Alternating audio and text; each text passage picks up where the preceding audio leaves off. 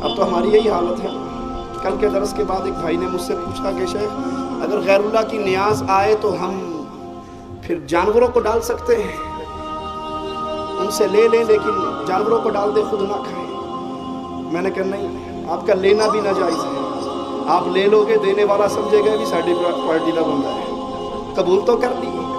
اس کو گیٹ پہ کہو بھائی یہ غیر اللہ کی نظر و نیاز ہے، سور سے زیادہ حرام ہے، میں اسے قبول نہیں کرتا۔ میرے نزدیک وہ لوٹ جائے، کم از کم آپ کے ذریعے توحید کا پیغام تو اس تک پہنچے۔ اللہ کے لیے اس توحید کے پیغام کو بیان کرنے کے لیے ایک چھوٹا سا واقعہ بیان کرتے بات کو آگے چلاتا ہوں۔ کل ہی مجھے ایک شیخ نے یہ میسیج بھیجا، امریکہ میں ایک شخص مسلمان ہوا، 2 دن اس کو مسلمان ہوئے گزرے تھے، نماز پڑھی، مسجد میں کھڑا ہو کر میکروفون پکڑ لیا اور سورۃ فاتحہ پڑھی اور روتا ہوا سورۃ فاتحہ کے بعد پڑھتا ہوا باہر نکل گیا۔ امام صاحب کو بڑی حیرانی ہوئی کہ اس نے کوئی تقریر نہیں کی، کچھ کہا نہیں، صرف سورۃ فاتحہ پڑھی اور چلا گیا۔ اس مسجد کا امام اس نیو مسلم کے پیچھے پیچھے جاتا ہے اور اس کو پکڑ کے پوچھتا ہے تو نے یہ کیا کیا؟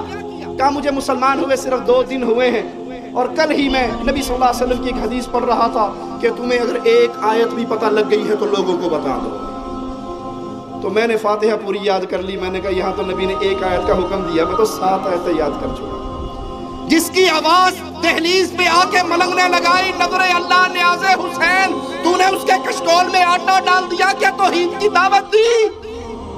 محرم کے نام پہ حلوے قبول کرنے والے، 11ویں کی کھیر قبول کرنے والے، اہل شرک کی مجلسوں کے کھانے اپنے گھر میں رکھ لینے والے، بعد میں جانوروں کو پھینک دینے والے، یہ مجرم، یہ مشرک قیامت کے دن کیا تیرا گریبان نہیں پکڑے گا؟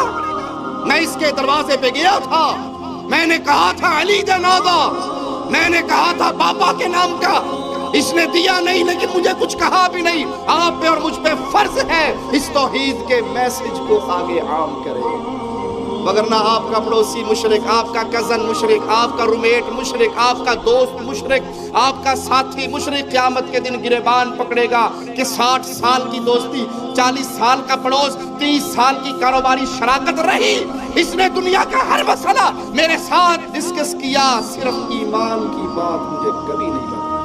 کیا اللہ کے لیے سوال کرتا ہوں، اس 60-70 سالہ زندگی میں میں نے اور آپ نے اللہ کی توحید کے لیے کیا کیا ہے؟ ہمارا مال، ہماری زبان، ہماری قلم، ہماری صلاحیتیں لا الہ الا اللہ کی تحریک میں کتنا حصہ ڈالتی ہیں؟ رات کو بستر پہ لیٹتے ہوئے سوچئے، ماہانہ تنخواہ میں سے توحید کو پھیلانے کے لیے میں نے کیا کیا؟